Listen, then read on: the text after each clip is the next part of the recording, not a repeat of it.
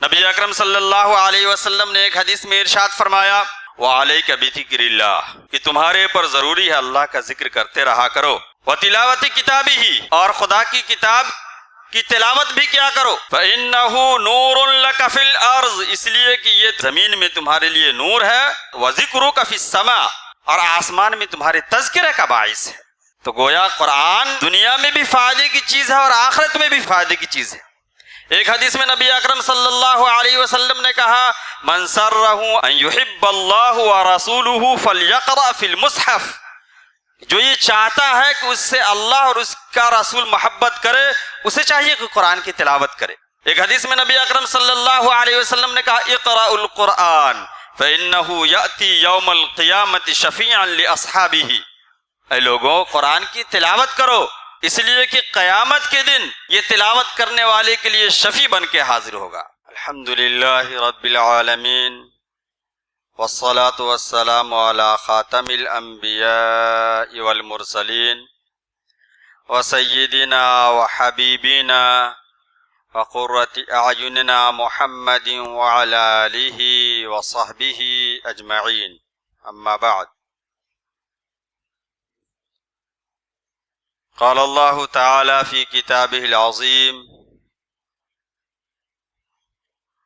آمن الرسول بما انزل الیہ والمؤمنون، صدق اللہ العظیم۔ حاضرین جمعہ، آج میں نے قرآن کے تعلق سے قرآن کے کتنے حقوق ہیں، اس تعلق سے میں نے سوچا ہے کہ آپ لوگوں کے سامنے کچھ باتیں رکھوں۔ قرآن یہ کتاب الہی ہے، اللہ رب العزت کی طرف سے جتنی کتابیں نازل ہوئیں ان میں سے یہ سب سے آخری کتاب ہے، اس کے بعد کوئی کتاب نازل ہونے والی نہیں ہے۔ قرآن کی میننگ پڑھنا کی بھی ہے اور جمع کرنا بھی ہے، یعنی دنیا میں سب سے زیادہ پڑھی جانے والی کتاب اگر کوئی ہے تو وہ قرآن ہے، اور پوری انسانیت، پورے مسلمانوں کو اگر کسی ایک بات پہ اکٹھا کیا جانا ممکن ہے تو وہ قرآن ہے۔ تو قرآن کی میننگ پڑھنا بھی اور جمع کرنا بھی ہے۔ قرآن کے 5 حقوق بیان کیے جاتے ہیں۔ پہلا حق ایمان و تعظیم کا ہے، دوسرا تلاوت و ترتیل کا ہے، تیسرا تذکر و تدبر کا ہے، چوتھا عمل، اور 5واں تبلیغ و اشاعت۔ ان تمام 5 پہ میں تھوڑی تھوڑی باتیں آپ کے سامنے پیش کروں گا۔ سب سے پہلے جس حق کا میں نے بیان کیا ہے وہ ہے ایمان و تعظیم۔ سب سے پہلے ہمیں قرآن پہ ایمان ہونا چاہیے۔ ایک عجب سوال ہے کہ مومنوں سے یہ کہا جائے کہ قرآن پر ایمان لاؤ۔ قرآن پر ایمان لانا اس حیثیت سے کہ پڑھتے وقت یا پڑھنے سے پہلے ہمارے دل کی آواز میں یہ باز گشت ہو کہ یہ کلام الہی ہے، آخری کتاب ہے، اس میں تبدیلی کا امکان نہیں ہے، اس کی حفاظت اللہ رب العزت نے اپنے ذمے لے رکھی ہے۔ یہ ایمان ہونا چاہیے۔ ذرہ برابر بھی اگر شبہ ہو کہ یہ کلام الہی ہے یا نہیں، یا یہ شبہ ہو کہ ادوار میں سے کسی دور میں اس میں ذرہ برابر بھی تبدیلی کی گئی ہے، تو پھر یہ ایمان مکمل نہیں ہے۔ ایمان لانے کے تعلق سے اللہ رب العزت نے سورہ بقرہ میں کہا ہے کہ وہ کتاب ہے جس پر رسول ایمان لائے اور مومنین ایمان لاتے۔ تو رسولوں کا بھی ایمان لانا قرآن پہ ضروری ہے، تو ہم لوگوں کا بھی ایمان لانا ضروری ہے۔ ایمان کی 2 قسمیں، ایک اقرار باللسان اور ایک تصدیق بالقلب یا تصدیق بالجنان، یعنی زبان سے اقرار کرنا یہ بھی ضروری ہے اور دل سے ماننا یہ بھی ضروری ہے۔ نبی اکرم صلی اللہ علیہ وسلم نے ارشاد فرمایا ما آمن بالقرآن مستحل محارمہ، اس شخص نے قرآن پر ایمان نہیں لایا، وہ شخص قرآن پر ایمان لانے والا نہیں ہے جس نے قرآن کی حرام کردہ چیزوں کو حلال سمجھ لیا۔ تو پہلا درجہ یہ ہے کہ قرآن پر ایمان لائیں۔ دوسرا درجہ جو ہے وہ تلاوت و ترتیل کا ہے، تلاوت کرنا اور ترتیل کے ساتھ کرنا قرآن کا حق ہے ہمارے اوپر۔ تلاوت اور قرأت یہ دونوں استعمال ہوتے ہیں قرآن کے لیے، لیکن قرأت کا معاملہ ایسا ہے کہ یہ دوسری کتابوں کے پڑھنے کے لیے بھی قرأت کا لفظ استعمال کر دیتے ہیں۔ قرأ یقرأ قرآن، قرآن پڑھنا، حدیث پڑھنا، اور عام کتاب کے پڑھنے کے لیے بھی قرأ کا لفظ استعمال کیا جاتا ہے، لیکن جب تلاوت بولا جائے تو یہ صرف قرآن کے لیے خاص ہے۔ تلاوت میں اہتمام ہے، اس لیے صرف اور صرف قرآن کے لیے خاص کیا گیا ہے تلاوت۔ تلاوت کے تعلق سے ایسا نہیں کہ صرف ہم ہی کو، نبی اکرم صلی اللہ علیہ وسلم سے بھی کہا گیا کہ آپ تلاوت کریں۔ سورہ عنکبوت میں ہے اتل ما اوحی الیک من الکتاب واقم الصلاۃ، جو کتاب آپ پر نازل کی گئی ہے اس کی تلاوت کیجیے اور نماز قائم کریں۔ سورہ مزمل میں ہے وَرَتِّلِ الْقُرْآنَ تَرْتِيلًا، اے نبی پاک صلی اللہ علیہ وسلم قرآن کو ترتیل کے ساتھ پڑھیں۔ اس لیے رسول اکرم صلی اللہ علیہ وسلم بہت اہتمام کے ساتھ پڑھتے تھے۔ الحمدللہ رب العالمین میں جہاں جہاں کھینچنا ضروری ہوتا تھا وہاں کھینچتے تھے۔ صراحت کے ساتھ احادیث میں آیا کہ رسول اکرم صلی اللہ علیہ وسلم پورے ترتیل کے ساتھ قرآن کریم کی تلاوت کیا کرتے تھے۔ سورہ قیامت میں ہے فَإِذَا قَرَأْنَاهُ فَاتَّبِعْ قُرْآنَهُ، کہ جب ہم اس کو پڑھیں، یعنی حضرت جبرائیل علیہ السلام جب آپ کے سامنے تلاوت کریں تو آپ ان کی اتباع میں تلاوت کیا کریں۔ گویا تلاوت کا حکم نبی اکرم صلی اللہ علیہ وسلم کو بھی ہے اور ہمیں بھی ہے۔ نبی اکرم صلی اللہ علیہ وسلم نے ایک حدیث میں ارشاد فرمایا، لمبی حدیث ہے جس کا یہ ٹکڑا ہے وَعَلَيْكَ بِذِكْرِ اللَّهِ، کہ تمہارے پر ضروری ہے اللہ کا ذکر کرتے رہا کرو، وَتِلَاوَتِ كِتَابِهِ، اور خدا کی کتاب کی تلاوت بھی کیا کرو، فَإِنَّهُ نُورٌ لَكَ فِي الْأَرْضِ، اس لیے کہ یہ تمہارے لیے زمین میں تمہارے لیے نور ہے، وَذِكْرُكَ فِي السَّمَاءِ، اور آسمان میں تمہارے تذکرے کا باعث ہے۔ تو گویا قرآن دنیا میں بھی فائدے کی چیز ہے اور آخرت میں بھی فائدے کی چیز ہے۔ ایک حدیث میں نبی اکرم صلی اللہ علیہ وسلم نے کہا من سرہ ان یحب اللہ ورسولہ فلیقرأ فی المصحف، جو یہ چاہتا ہے کہ اس سے اللہ اور اس کا رسول محبت کرے اسے چاہیے کہ قرآن کی تلاوت کرے۔ ایک حدیث میں نبی اکرم صلی اللہ علیہ وسلم نے کہا اقرأ القرآن فإنہ یأتی یوم القیامت شفیعا لأصحابہ، اے لوگوں قرآن کی تلاوت کرو، اس لیے کہ قیامت کے دن یہ تلاوت کرنے والے کے لیے شفیع بن کے حاضر ہوگا، شفاعت لے کر کے آئے گا۔ تو تلاوت قرآن یہ بھی ضروری ہے۔ تلاوت کو ترتیل کے ساتھ پڑھنا چاہیے، رک رک کر پڑھنا چاہیے، ٹھہر کر پڑھنا چاہیے، جو قواعد اور تجوید بتائے گئے ہیں اس کی رعایت کر کے پڑھنی چاہیے۔ میں نے کئی جگہ کئی مثالیں دی ہیں کہ اگر کوئی چھوٹا بچہ بھی آپ کے سامنے انگریزی کا کوئی ایسا ورڈ، کوئی ایسا لفظ، اس کا استعمال اگر غلط کر دے تو آپ اور چھوٹے بچوں کو بھی یہ برا لگتا ہے۔ کئی ایگزامپلس اس کے ہو سکتے ہیں، کوئی ضروری نہیں کہ دیا جائے۔ اگر ہم قرآن کو غلط پڑھتے ہیں تو یہی صورتحال قرآن سمجھنے والوں کے سامنے ہوگی، یعنی اسے برا لگے گا، اور جس نے قرآن نازل کیا اس کو ہی برا لگے گا۔ تو جب ہم دوسری زبانوں کو، جو غیر ملکی زبان ہے، اس کو اچھی طریقے سے ادا کر لیتے ہیں، اس کے قواعد کا اہتمام کرتے ہیں، اس کے تلفظ اور لہجے کا اہتمام کرتے ہیں، تو کتاب الہی کے ساتھ ایسی بے رخی کیوں؟ تو تجوید کے ساتھ اور ترتیل کے ساتھ اہتمام کے ساتھ پڑھنا چاہیے۔ حضرت عبداللہ بن مسعود رضی اللہ تعالیٰ عنہ کا ایک قول ہے، انہوں نے فرمایا لا تنصروه نصر الدقل ولا تهزه حظ الشعر قفوا عند عجائبه وحركوا به القلوب ولا يكن هم احدكم آخر السورة، اس کا مطلب یہ ہے کہ حضرت عبداللہ بن مسعود رضی اللہ تعالی عنہ نے کہا کہ قرآن کو تیزی کے ساتھ جلدی جلدی نہ پڑھو، وَلَا تَنْصُرُوهُ نَثْرَ الدَّقْلِ، جس طریقے سے ردی کھجور کو تیزی کے ساتھ چھانٹ دیتے ہو جلدی جلدی، ایسا نہ کرو، وَلَا تَهُزُّوهُ هَزَّ الشَّعْرِ، اور جس طریقے سے جلدی جلدی تیزی کے ساتھ بال کاٹے جاتے ہیں کترے جاتے ہیں ویسا نہ کرو۔ قِفُوا عِنْدَ عَجَائِبِهِ، قرآن میں جو عجائبات بتائے گئے ہیں، جس کے سننے کے بعد دل کے اندر گدازگی پیدا ہو، اگر ایسا موقع آئے تو رکو، غور کرو، فکر کرو۔ حرکوا بہ القلوب، اس کے ذریعے اپنے دل کے اندر کچھ نرمی پیدا کرو۔ ولا یکن ہم احدکم آخر سورہ، اور تم میں سے کسی شخص کی یہ خواہش نہ ہو کہ بس سورت اب کم مکمل ہونے کو ہے۔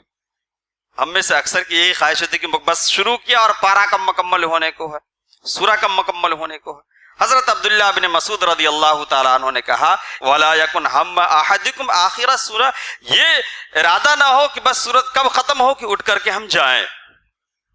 اللہ رب العزت نے اپنے کتاب کی قدردانوں کا تذکرہ قرآن میں اس طریقے سے کیا، الذین آتیناہم الکتاب یتلونہ حق تلاوتہ اولئک یؤمنون بہ ومن یکفر بہ فاولئک هم الخاسرون، کہ وہ لوگ جن کو ہم نے کتاب عنایت کی ہے، جن کو ہم نے اپنا کلام دیا ہے، اس کی تلاوت وہ کما حقہ کرتے ہیں، اور وہی لوگ حقیقی مومنین ہیں، اور جس نے انکار کیا اس کا فاولئک هم الخاسرون، تو وہی لوگ نقصان اٹھانے والے ہیں۔ تیسرا درجہ آتا ہے قرآن کے حق کا، وہ ہے تذکر و تدبر۔ تذکر و تدبر کے تعلق سے سورہ صاد میں اللہ رب العزت نے ارشاد فرمایا کتاب انزلناہ الیک مبارک لیدبروا آیاتہ ولیتذکر اولو الالباب، یہ ایسی کتاب ہے جو مبارک کتاب ہے، اس کو ہم نے نازل کیا ہے تاکہ اس میں غور و فکر کرو اور ایسے لوگ جو عقل رکھنے والے ہیں اس سے تذکر حاصل کرے، نصیحت حاصل کرے۔ تو گویا قرآن کریم تدبر کی چیز بھی ہے اور تذکر کی چیز بھی ہے۔ یہاں پر ایک صراحت میں کر دوں، عام طور سے لوگ غلط فہمی کے شکار ہوتے ہیں کہ قرآن سمجھنا تو بہت پڑھے لکھے لوگوں کا کام ہے۔ ان کا کہنا اس حد تک تو درست ہے کہ وہ قرآن کی تلاوت اس حساب سے نہ کرے کہ مسائل کا استنباط و استخراج کرے۔ استنباط و استخراج کرنا اور تدبر اس مرحلے کا کرنا یہ ان لوگوں کا کام ہے جنہوں نے اپنی زندگیاں اس میں کھپا دی ہیں، اور اس کے بعد بھی 1400 سال سے زیادہ زائد ہو گئے، آج تک کوئی انسان یہ دعویٰ نہیں کر سکتا ہے کہ قرآن میں جو تدبر کرنے کا حق ہے وہ انہوں نے کر لیا، چاہے وہ امام ابو بکر جساس ہوں، علامہ زمخشری ہوں، علامہ قرطبی ہوں، یہ سب بہترین مفسرین گزرے ہیں، لیکن کوئی یہ دعویٰ نہیں کر سکتے۔ تو یہ تدبر کا مرحلہ ایک الگ شے ہے جس سے مسائل کا استنباط اور استخراج ہو۔ اگر آپ نے پوری زندگی اس میں نہیں لگائی ہے تو اس چیز کا مطالبہ نہیں ہے آپ سے کہ قرآن سے مسائل کا استخراج کریں، لیکن ایسا بھی نہیں ہے کہ قرآن کو بلا سوچے سمجھے پڑھا جائے۔ دیکھیے، ایک وہ شخص جو بالکل مبتدی ہو، جس نے کچھ بھی تعلیم حاصل نہیں کیا، جو ابھی تعلیم حاصل کر رہا ہو، اس کے لیے تو بہرحال جائز ہے کہ وہ بلا سوچے سمجھے بھی اگر سیکھ رہا ہے تو جائز ہے۔ لیکن ایک پڑھا لکھا انسان جس نے اپنی زندگی کا اکثر و بیشتر حصہ عقل و ہوش سنبھالنے کے بعد تعلیم و تعلم میں خرچ کیا ہو، بڑی بڑی طب کی کتابیں انگلش میں وہ پڑھ چکا ہو، انجینئرنگ کی کتابیں پڑھ چکا ہو، غیر ملکی زبانوں کو فرافر وہ بولتا ہو، دوسرے لوگ بولتے ہو اس کو سمجھتا ہو اور آسانی کے ساتھ ہر جگہ استعمال کرتا ہو، تو کیا قرآن سے کیوں قد ہے کہ قرآن کو سمجھنے کی کوشش نہیں کرتے؟ اس مرحلے میں دو باتیں غور کرنے کی ہے۔ ایک تو یہ ہے کہ اگر آپ نہیں سمجھ پاتے ہیں تو علماء کرام نے بہت سارے تراجم جس پر آپ کو اعتماد ہو اور جو مستند ہو اس کو آپ پڑھ سکتے ہیں، لیکن یہ بہرحال سمجھنے کے لیے کافی ہے۔ لیکن قرآن کا جو مطالبہ ہے کہ نمازوں کے اندر جب قرآن پڑھا جائے تو اس اہتمام کے ساتھ آپ قرآن پڑھیں کہ آپ پوری طریقے سے نہیں تو کم سے کم جو چیز پڑھی جا رہی ہے اس کے مطالب آپ کے ذہن میں آنا چاہیے. سرسری طور سے اس کا مطلب کا سمجھنا ضروری ہے. کیا ہم میں سے کوئی خدا کے دربار میں کوئی عذر پیش کر کے کامیاب ہو جائے گا کہ ہم عربی زبان نہیں جانتے تھے؟ عربی زبان مشکل ہونے کے باوجود بھی قرآن کی زبان بہت آسان ہے. تھوڑی بہت بھی اگر آپ عربی سیکھ لیے تو کم سے کم جہاں پر ڈرنے کی باتیں ہیں، جہاں پر ثواب کا تذکرہ ہے، جہاں پر ترغیب ہے، جہاں پر ترہیب ہے، یہ سب چیزیں جہاں پر آتی ہیں تو آسانی کے ساتھ سمجھ سکتے ہیں. قرآن میں آفاق و انفس کے دلائل بہت آسانی سے بتائے گئے ہیں. بڑے بڑے احکامات آپ آسانی کے ساتھ سمجھ سکتے ہیں. اسی طریقے سے مثالیں قرآن میں ایسی دی گئی ہیں جو ہماری روزمرہ کی چیزیں اسے بھی ہم سمجھ سکتے ہیں. تو ہم میں سے ایک شخص جس نے تعلیم حاصل کرنے میں اتنا وقت لگایا، کیا وہ اتنا وقت نہیں لگا سکتا کہ تھوڑی سی عربی سیکھ لے اور قرآن کا پورے طریقے سے نہیں، قرآن کو پورے طریقے سے نہیں تو کم سے کم مفہوم تو سمجھ لے؟ سرسری طور سے جو امام صاحب تلاوت کرتے ہیں ہمارے ذہن و دماغ میں بات آنی چاہیے کہ کیا تلاوت کی جا رہی ہے. ورنہ بسا اوقات ایسا بھی ہوتا ہے کہ قاری بہت خوش الہانی کے ساتھ تلاوت کرتا ہے، جیسے یہ آیت لیجیے، وَإِن تَتَوَلَّوْا يَسْتَبْدِلْ قَوْمًا غَيْرَكُمْ ثُمَّ لَا يَكُونُوا أَمْثَالَكُمْ. اس کا ترجمہ یہ ہے کہ اگر تم نے ہمارے پیغام سے منہ پھیر لیا، اگر تم نے روگردانی کی، اگر تم نے ہمارے احکام کو نہیں مانا تو خدا تبارک و تعالیٰ تمہیں نیست و نابود کر دے گا اور تمہاری جگہ پر ایسی قوم کو کھڑا کرے گا جو تمہارے جیسے نہیں ہوں گے. بہت خوش الہانی کے ساتھ کوئی قاری تلاوت کر رہا ہے اور ہم کہے جا رہے ہیں ماشاء اللہ سبحان اللہ ماشاء اللہ سبحان اللہ، حالانکہ یہاں خدا کی طرف سے ترغیب نہیں بلکہ ترہیب ہے. ڈرایا جا رہا ہے کہ اگر قرآن پہ ہم مکمل طریقے سے عمل نہیں کریں گے جیسا کہ حق ہے تو پھر ہمارے ساتھ ایسا ہو سکتا ہے، اور ہم اس کے جواب میں کہہ رہے ہیں سبحان اللہ. قوم عاد کے بارے میں کہا گیا وَإِذَا بَطَشْتُمْ بَطَشْتُمْ جَبَّارِينَ، کہ جب تم کسی پر ہاتھ ڈالتے ہو تو بہت سختی کے ساتھ، ظلم و زیادتی کے ساتھ ہاتھ ڈالتے ہو. اور ہم سننے کے بعد کہیں گے سبحان اللہ. امام صاحب نماز کے بعد دعا میں کہتے ہیں ربنا ظلمنا انفسنا وان لم تغفر لنا وترحمنا لنكونن من الخاسرین. اے ہمارے رب، ہم نے اپنے اوپر بہت ظلم کیا، اگر آپ نے معاف نہیں کیا اور رحم نہیں کیا تو یقیناً ہم نقصان اٹھانے والوں میں سے ہوں گے. اور ہم کچھ نہیں سمجھ رہے ہیں، کہہ رہے ہیں آمین آمین، یعنی ایسا ہی ہو ایسا ہی. تو کم سے کم اتنا سمجھنا تو ضروری ہے. میں نے 3 کیٹیگری بتایا. میں نے ایک بالکل ہی تدبر و تفقہ کا، یہ ان لوگوں کا کام ہے جنہوں نے اپنی زندگی کھپا دی، اور ایک ان لوگوں کا جو بالکل مبتدی ہیں، جو کچھ نہیں سمجھ رہے ہیں، جو ابھی سے نورانی قاعدہ شروع کیے ہیں یا اما پارا شروع کیا ہیں، ان کے ساتھ تو مجبوری ہے. لیکن ہمارے ساتھ ہم نے تمام تعلیم حاصل کی، کوشش کیا اکثر و بیشتر جو ہمارے علاقے میں زبانیں چلتی ہیں یا جو ہماری ضرورت کی چیزیں اس کو بھی سیکھا، اس کو بولتے بھی ہیں، سمجھتے بھی ہیں. اور اگر نہیں بولنا سیکھتے ہیں یا نہیں سمجھنا سیکھتے ہیں تو کلام الہی کی زبان کو، اس کا سیکھنا بہت آسان ہے.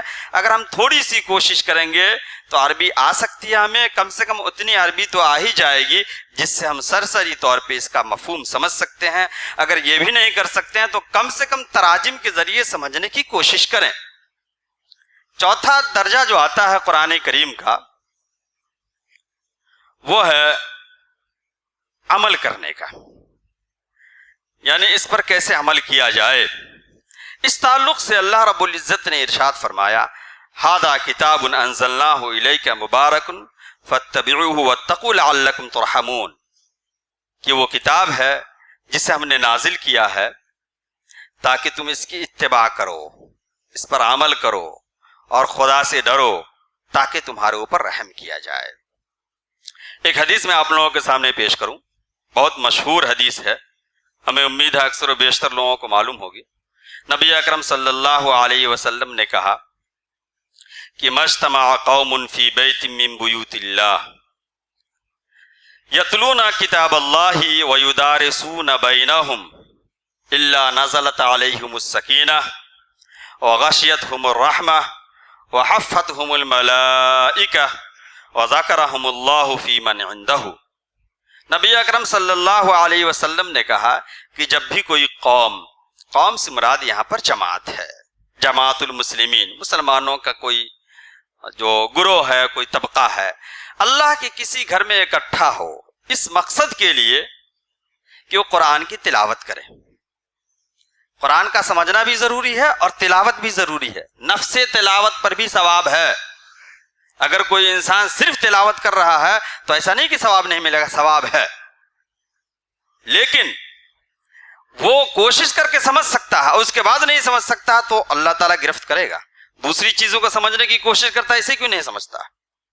تو یتلون کتاب اللہ، کتاب اللہ کی تلاوت کر رہے ہوں، اس کام کے لیے بیٹھے ہوں. وَيُدَارِسُونَ بَيْنَهُمْ، تدارس کی میننگ آتی ہے آپس میں مذاکرہ کرنا. اب مذاکرہ کرنے سے مراد یہ تو بات سمجھ میں آتی ہے کہ جو قرآن میں جو چیز بتائی گئی ہے، جو آیتیں ہم نے تلاوت کی ہے، اس تعلق سے آپس میں لوگ مذاکرہ کریں، کہ تلاوت کریں، مذاکرہ کریں. اگر کوئی قوم ایسا کرتی ہے تو کیا ہوتا ہے؟ نزلت علیہم السکینہ، کہ سکینت کا نزول ان پر ہوتا ہے. سکینت دل کے سکون کو کہتے ہیں، اور اس کے حصول کے لیے آج دنیا میں کتنی تگ و دو چل رہی ہے، کہیں سکون نہیں ہے، سب کے پاس پریشانیاں ہیں، سب ٹینشن اور ڈپریشن میں. اگر نبی اکرم صلی اللہ علیہ وسلم کی اس بات کو دل سے مانا جائے، یقین کیا جائے، تصدیق کیا جائے، اور ایمان کے ساتھ اگر اس حدیث پہ عمل کرتے ہوئے ہم وہی رویہ اختیار کریں جیسا کہ اس میں بتایا گیا ہے کہ کلام اللہ کی تلاوت کے لیے، پڑھنے کے لیے اکٹھا ہوئے ہوں، اس کو سمجھنے سمجھانے میں لگے ہوئے ہوں، تو اللہ کی طرف سے سکینت کا نزول ہوتا ہے. وغشیتہم الرحمہ، اور رحمت ان کو ڈھانپ لیتی ہے. وحفتہم الملائکہ، اور فرشتے ان کو گھیر لیتے ہیں. پروٹوکول آتا ہے گویا کہ یہ سب چیزیں ایسی ہیں نا جو اس کی آنکھوں سے نہیں دیکھی جا سکتی ہے، دل کی آنکھوں سے دیکھی جا سکتی ہے. لا تعمل ابصار ولکن تعمل قلوب التی فی الصدور. یہ دنیا میں جو سر کی آنکھیں ہیں نا، یہ اندھے نہیں ہوتے ہیں، دل کے آنکھ اندھے ہو جاتے ہیں. کتاب الہی میں جو باتیں بتائی گئی ہو اور رسول اکرم صلی اللہ علیہ وسلم نے جو باتیں بتائی ہو، اس پر دل سے یقین کرنا ہے کہ اگر ہم ایسا کریں گے تو فرشتے ہمیں ڈھانپ لیں گے. وَذَكَرَهُمُ اللَّهُ فِي مَنْ عِنْدَهُ، اور اللہ تعالیٰ ان کا تذکرہ ایسے لوگوں کے درمیان کرتا ہے جو کہ ان کے پاس ہے، یعنی فرشتے. تو فرشتوں کے پاس ایسے لوگوں کا تذکرہ ہوتا ہے جو قرآن کے ساتھ یہ رویہ اختیار کرتے ہیں. تو چوتھا مرحلہ جو ہے وہ عمل کرنے کا ہے. عمل کرنے کے تعلق سے تو ایک یہ بات ہے، اور بھی بہت ساری باتیں ہیں جو عمل کرنے کے تعلق سے ہم دیکھ سکتے ہیں. اللہ رب العزت نے جو احکامات نازل فرمائے ہیں ان کو ماننا، اور جن چیزوں سے اللہ رب العزت نے روک دیا ہے ان سے رک جانا. جیسے کہ ترمذی شریف کی ایک روایت میں ابھی پیش کی تھی، نبی اکرم صلی اللہ علیہ وسلم نے کہا ما آمن بالقرآن مستحل محارمہ، وہ شخص قرآن پر ایمان لانے والا نہیں سمجھا جائے گا جس نے قرآن کی حرام کردہ چیزوں کو حلال سمجھ رکھا ہے.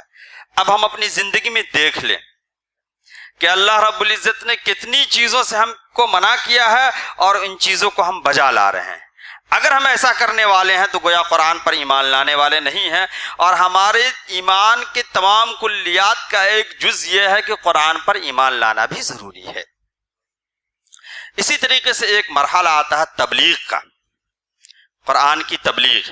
پھر سے میں اس کو ریپیٹ کر دوں، قرآن کے 5 حقوق: ایمان و تعظیم یعنی ایمان لانا، دوسرا تلاوت ترتیل کے ساتھ، تلاوت و ترتیل، اور تیسرا حق تذکر و تدبر. اس میں نے تفصیل سے بتا دیا کہ تذکر و تدبر میں عام طور سے لوگ غلط فہمی کے شکار ہیں. جیسے ہی کہا جائے کہ قرآن سمجھ کے پڑھو تو کہتے ہیں بڑے لوگوں کا کام ہے. بڑے لوگوں کا کام یہ ہے کہ اس میں سے مسائل کا استخراج استنباط کریں، لیکن ہماری جو چیزیں ہیں ہم جس کو سمجھ سکتے ہیں وہ تو ہمارے لیے ضروری ہے. اور چوتھا عمل، یعنی قرآن پہ عمل کرنا. 5ویں چیز جو ہے وہ تبلیغ ہے، تبلیغ و اشاعت، قرآن کی اشاعت، قرآن کے پیغام کو پہنچانا. نبی اکرم صلی اللہ علیہ وسلم کو اللہ رب العزت نے کہا، تقریباً سورہ مائدہ میں ہے کہ بلغ ما انزل الیک، کہ جو تمہاری طرف نازل کی گئی اسے آپ پہنچا دیجئے. اسی طریقے سے سورہ انعام میں ہے وَأُوحِيَ إِلَيَّ هَذَا الْقُرْآنُ لِأُنذِرَكُم بِهِ وَمَن بَلَغَ، کہ یہ جو قرآن ہماری طرف نازل کیا گیا ہے یہ اس لیے نازل کیا گیا تاکہ میں تم لوگوں کو ڈراؤں اور ان لوگوں کو بھی جن تک قرآن پہنچ سکے. تو اللہ رب العزت نے جب تک کہ نبی اکرم صلی اللہ علیہ وسلم کو دنیا میں رکھنا تھا، آپ صلی اللہ علیہ وسلم دنیا میں رہے، اور آپ صلی اللہ علیہ وسلم کی پوری زندگی کا محور صرف اور صرف قرآن کی تلاوت ہو یا اس کی تبلیغ ہو۔ قرآن کی تبلیغ کے تعلق سے 4 باتیں غور سے ذہن میں رکھنی۔ ایک یہ ہے کہ تبلیغ کا مطلب یہ ہے کہ ہم اپنوں کے درمیان بھی اس کی اشاعت کریں، یہ بھی ضروری ہے۔ اور دوسرا یہ ہے کہ ہمیں یہ امانت کے طور پہ یہ کتاب دی گئی ہے، اس کے پیغام کو ان لوگوں تک بھی پہنچانا ضروری ہے جن تک آج تک خدا کا پیغام نہیں پہنچ سکا۔ یہ دونوں ضروری ہے۔ کسی ایک پر ڈیپینڈ ہو جانا کہ بس ہم یہ کر لیں گے اور یہی کافی ہے، یہ کافی نہیں ہے، بلکہ یہ بھی ضروری ہے، وہ بھی ضروری ہے۔ کچھ لوگ اگر یہ کر رہے ہیں تو بہت اچھی بات ہے، کچھ لوگ وہ کر رہے ہیں تو وہ بہت اچھی بات ہے۔ اپنوں کے درمیان بھی قرآن کے پیغام کو عام کرنا ضروری ہے، اور ایسے لوگوں کے درمیان بھی قرآن کے پیغام کو عام کرنا ضروری ہے جو امت دعوت ہے، جس تک ہماری دعوت پہنچانا ہمیں ضروری ہے۔ 2 چیزیں ہو گئی۔ 2 چیز اور یہ کہ تبلیغ کا مطلب تبیین بھی ہے اور تعلیم بھی ہے۔ عام طور سے جو لوگ تعلیم و تعلم میں لگے ہوئے ہیں ان کو سوچا جاتا ہے کہ یہ قرآن کے پیغام کو عام نہیں کر رہے ہیں، یہ غلط فہمی ہے، بلکہ قرآن کی تعلیم دینے والے بھی قرآن کی تبلیغ میں شمار ہیں۔ جو لوگ قرآن کی تعلیم دیتے ہیں، چاہے وہ جہاں ہو، جس اسکول میں ہو، مدرسے میں ہو، اپنے طور پہ جہاں تک جو کچھ کر رہے ہیں وہ ٹھیک ہے۔ ہمارا معاملہ کیا ہے کہ جو ہم کر رہے ہیں وہی ٹھیک ہے، یہ نہیں ہونا چاہیے۔ اس لیے کہ ایک انسان کیا کیا کرے گا، اور ایک مرحلہ ہے اس کا، یعنی چوتھی بات، 4 باتیں جو میں نے کہا تھا، اس میں چوتھی بات یہ ہے تبیین جو ہمارے بڑے علماء کرام نے قرآن کی صراحت اور وضاحت کر کے وہ جو گئے ہیں، یہ بھی قرآن کی تبلیغ میں ہے، یہ بھی کرنا ضروری ہے۔ تو گویا یہ قرآن کے 5 حقوق ہوئے، جس میں سے ہم سے جو ابھی متعلق ہے، جو ہمارے پاس ابھی اجتماع ہے، جو لوگ موجود ہیں، اس میں سب سے امپورٹنٹ چیز جو ہمارے لیے ضروری ہے وہ قرآن کو اپنے طور پہ سمجھ کے پڑھنے کی کوشش کریں۔ آپ میں سے ہر وہ شخص جو کچھ پڑھنا لکھنا جانتا ہے، جس نے تعلیم حاصل کی ہے، وہ اس بات کی قابلیت رکھتا ہے، اتنی صلاحیت رکھتا ہے کہ وہ قرآن کو ترجمے کے ساتھ سمجھ سکے، حالانکہ یہ کافی نہیں ہے، یہ آخری درجے کی چیز ہے۔ اتنی صلاحیت ضرور رکھتا ہے کہ وہ اتنی عربی سیکھ لے کہ جب امام صاحب قرآن کی تلاوت کریں یا کوئی قاری پڑھ رہا ہو تو آسانی کے ساتھ اس کے مفاہیم ہمارے ذہن میں آ جائے۔ تو ہم امید کرتے ہیں کہ انشاءاللہ کوشش کریں گے کہ اتنی عربی ہم سیکھنے کی کوشش کریں کہ قرآن کے مفہوم کو اور ان کے مطالب کو ہم سمجھ سکیں، تاکہ کلام الہی جو ہمارے لیے نازل کی گئی ہے، علامہ اقبال نے کہا تھا کہ تیرے ضمیر پر جب تک نہ ہو نزول کتاب، گرہ کشا ہے نہ راضی نہ صاحب کشاف۔ جب قرآن کی ہم تلاوت کریں تو یہ سوچے کہ یہ تمام چیزیں ہمارے لیے نازل ہوئی ہے۔ جب یہ احساس ہوگا تب ہمارا ایمان بھی مکمل ہوگا۔ اور اتنی جو پریشانیاں ہیں، ذہنی ٹینشن ہے، ڈپریشن ہے، گھریلو معاملات بگڑے ہوئے ہیں، بچے بات نہیں مان رہے ہیں، بچوں کو بڑوں سے شکایت ہے، بڑوں کو بچے سے شکایت ہے، سماج خراب ہے، معاشرہ خراب ہے، تمام چیزوں کا اگر ہم حل ڈھونڈیں گے تو وہ واحد ایک ہی کتاب ہے جو قرآن کریم میں ہے۔ ان میں ان کے تمام کے حل مل جائیں گے اور آسانی کے ساتھ حل مل جاتے ہیں۔ ایک صاحب مجھ سے پوچھ رہے تھے کہ فلاں صاحب مجھ سے حسد کرتا ہے، میں کسی سے حسد کرتا ہوں، تو قرآن میں اس کا حل کیسے ملے گا؟ بر وقت انہوں نے سوال کر دیا۔ فوراً میرے ذہن میں ایک بات آئی کہ اللہ رب العزت نے کہا ہے نحن قسمنا بینہم معیشتہم فی الحیات الدنیا، کہ ہم نے لوگوں کی روزی روٹی تقسیم کر دیا، اوپر ہی سے تقسیم ہو کر کے آیا۔ تقسیم کرنے والا جب وہ ہے تو اس کے تقسیم پہ انگلی اٹھانے والا کامیاب نہیں ہوگا، اس نے صحیح تقسیم کیا ہوگا۔ تو گیا اگر ہمارے دل میں حسد کسی کے تعلق سے ہے تو ایسی آیتوں کو دیکھ کر کے ہم حسد سے رک سکتے ہیں۔ اخیر میں اس شعر پہ اپنی بات کو مکمل کرتا ہوں۔ جسے فضول سمجھ کر بجھا دیا تو نے، جسے فضول سمجھ کر بجھا دیا تو نے، وہی چراغ جلاؤ تو روشنی ہوگی۔ ہم اپنے گھر میں، اپنے محلے میں، اپنے سماج میں، اپنے بچوں کے درمیان قرآن پڑھیں اور اس کو سمجھنے کی کوشش کریں اپنے اپنے طور پہ۔ وآخر دعوانا الحمدللہ رب العالمین۔